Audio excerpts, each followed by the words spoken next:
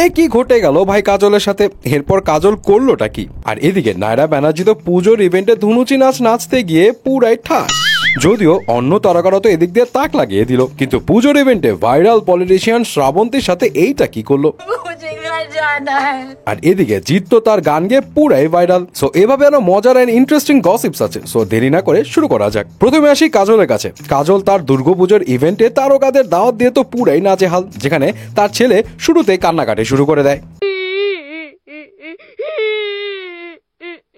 অপরদিকে ইভেন্টে যেন একটার পর একটা ভেজাল। অজয় দেবগন যাও একটা কাজ দিল কাজলকে, কিন্তু তার তো মনোযোগ অন্যদিকে। বাট অন্যদিকে শান্তির বিষয় হলো কাজলের মেয়ে যেন সুবোধ নারীর মতো মেহমানদের করছে খাতিরদারি। সুন্দর লাগছে দেখতে, শান্তশিষ্ট, মাকে সাপোর্ট করছে, দেখে ভালোই লাগছে। কিন্তু কোনো ইভেন্টে কাজল থাকবে কিন্তু উষ্টা খাবে না, তা কি হয়? বডিগার্ড কাজলকে ধরতে না ধরতে এমন একটা রিয়াকশন দিল, বাপ রে, দেখে মনে হচ্ছে একদম খেয়েই ফেলবে।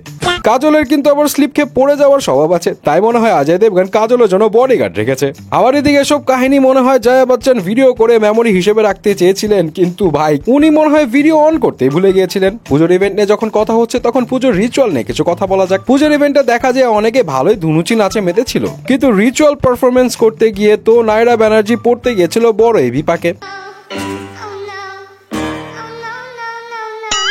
আহা বেচারি, ভালো কাজ করতে গিয়ে ভাইরাল হয়ে গেল। এটা দেখে অনেকে হাসাহাসি করলেও অনেকে বলছে বেচারি ট্রেনিং এর দরকার ছিল। নায়রার সিচুয়েশন বিব্রতকর মনে হলেও আসল বিব্রতকর অবস্থায় পড়েছিল তো শ্রাবন্তী, যেখানে কলকাতার ভাইরাল রাজনীতিবিদ মদন মিত্র শ্রাবন্তীর হাত ধরে যখন লাভলি লাভলি করছিল, তখন শ্রাবন্তীকে দেখে মনে হচ্ছিল ছাইরা দেমা কাইন্দা বাঁচি। কিন্তু শেষে যখন মদন মিত্র বলে, শ্রাবন্তী তখন হালকা একটা রিয়াকশন দিয়ে হাতটা ছাড়িয়ে দেয় দৌড়। যাই হোক, কলকাতার অ্যাক্ট্রেসদের নিয়ে যখন কথা বলছি তখন আসি সায়ন্তিকার কাছে। সায়ন্তিকা তো এখন পলিটিক্সে যোগ দিয়েছে। অনেকদিন পর তাকে দেখা গেল, যাকে দেখে অনেকেই শকড। ফুটবল মাঠে দাঁড়িয়ে ফুটবল খেলছে, কিন্তু তাকে দেখে অনেকে বলছে আগে কি ছিল আর এখন কি হয়েছে। যাই হোক, এখন চলে যায় জিতের কাছে। জিত তো লন্ডনে তার ফ্যামিলির সাথে ভ্যাকেশন কাটাচ্ছে, কিন্তু রিসেন্টলি সোশ্যাল মিডিয়াতে জিতের আরেকটা ভিডিও ভাইরাল হয়, যেখানে তার 23 বছর আগের করা মুভির গান গেয়ে এখন সে পুরাটাই ভাইরাল।